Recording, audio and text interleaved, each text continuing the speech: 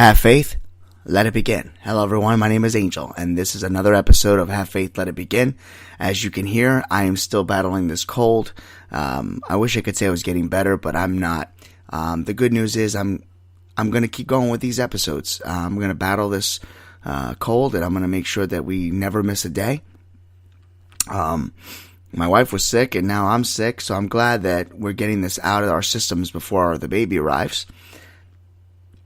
I just wanted to start off by thanking each and every one of you for reaching out after yesterday's episode saying, feel better, you don't have to be on the air every day. But, I do.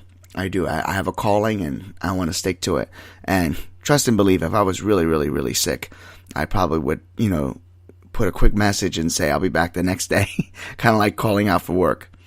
I just wanted to do a quick episode again because obviously I'm not able to stay on too long because I will end up having a coughing fit, and quite honestly, I have a really sore throat, so it's hard to get my words out without struggling.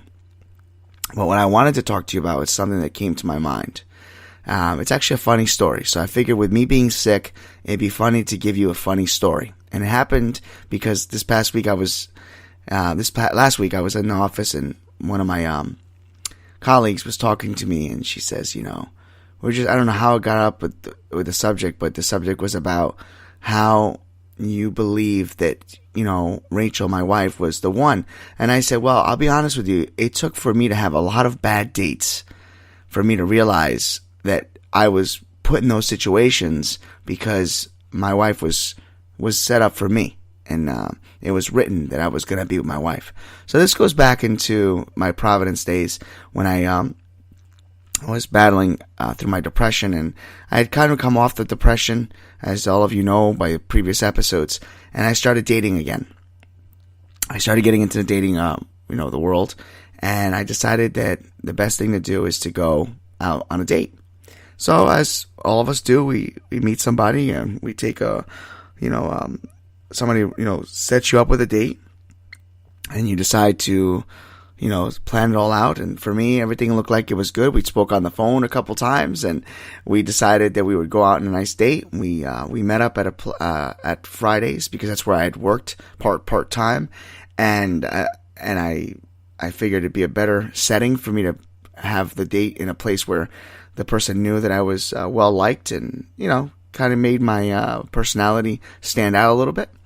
So we went to Fridays, and we were planning out where we were going to go next. We decided we were going to go see a movie, and we're in the actual, dining area. We're ordering our appetizers. Everything's good, and we order our meals, and the manager was so excited for me that he even told me he was going to comp my meal, and, everybody was pulling for me. So during the course of the evening, we're having a great discussion. We're waiting for our meals to arrive, and everything looks, was feeling good, and appetizers got done, and then all of a sudden, the meals came, and she decided that she wanted to excuse herself real quick so she can go powder her nose. And she went to go powder her nose, and I'm there, and she left, and all of a sudden, one by one, the waitresses would come over, or servers, and say, "Hey, how's it going? You guys look like you're hitting it off." "Yeah, everything's going great." And the manager came over, she's very, very pretty. Nice job, I hope it works out. Thanks, I appreciate that. All right, let everybody get back. She's going to be back soon. All right, no problem. Good luck, yeah. And, I don't know, minutes became longer minutes. And all of a sudden, I'm starting to wonder, where the heck is this person? She escaped, ladies and gentlemen. She did. I remember getting a server walk up to me and she sat down in her chair, and she goes, "Listen, Angel, I got to tell you something." I go, "What?" "I was in the bathroom, and I overheard the girl say that she really wasn't interested and that she didn't know how to say goodbye. So she was talking to somebody on the phone and decided to slip out the side door." That broke my heart. It really did. The purpose of this episode, I guess, is not so much as to, I guess I labeled it, I was going to label it date gone wrong, but I think I'm going to change it to why, just why. Yeah, at that time, I could not believe that a person would just get up and walk out on a date and not return. I even had the guys check my breath. I was like, do I have bad breath? Was it me? Did I look bad? Come to find out there was a resolution here. She was kind of pushed onto this date. She still had feelings for somebody else. And even though she found my my company and, not company, what's the word I'm looking for? You could tell I'm sick because I'm trying to struggle with my words.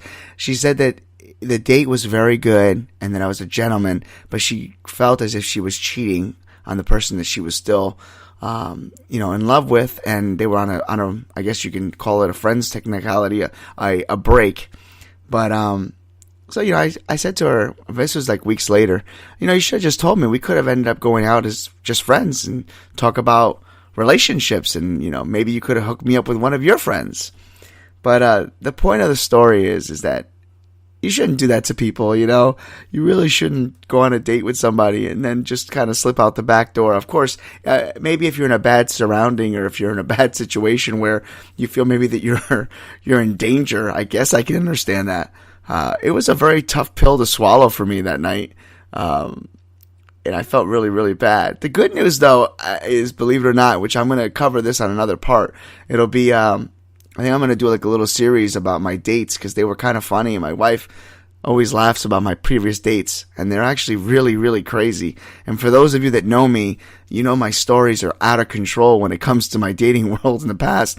And so we're going to do a dating series starting with, this particular episode. So this one's called, Why? Maybe it would be Why Me?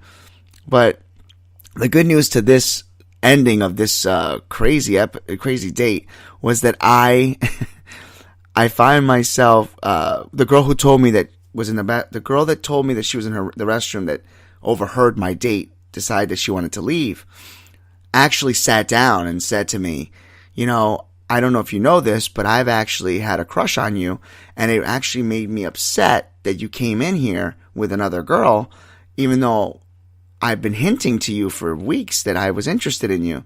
And I said, you haven't. She goes, yeah. I says, oh, okay. So she goes, well, how about this? How about we finish, her meal, because I'm done with my shift, and we start our date right now. And I'm going to leave all of you on that cliffhanger, because trust and believe, it gets really, really interesting from here. So with that being said, the purpose of this episode was really just another way of giving you a funny story. There really isn't no hidden message other than maybe you shouldn't do that to other people. But it was just maybe a funny way of giving you a story for your way to work while I'm still getting better with my sickness. So I'm going to leave it that way. And I hope you get ready for other sequences, other dates that are coming up. And there'll be a part 2 to this one. So with that being said, my name is Angel. I'm going to try and get some medicine in me and have faith and let it begin. And if you're ready for a crazy week of stories, this is probably the best week to listen to them. I guarantee it.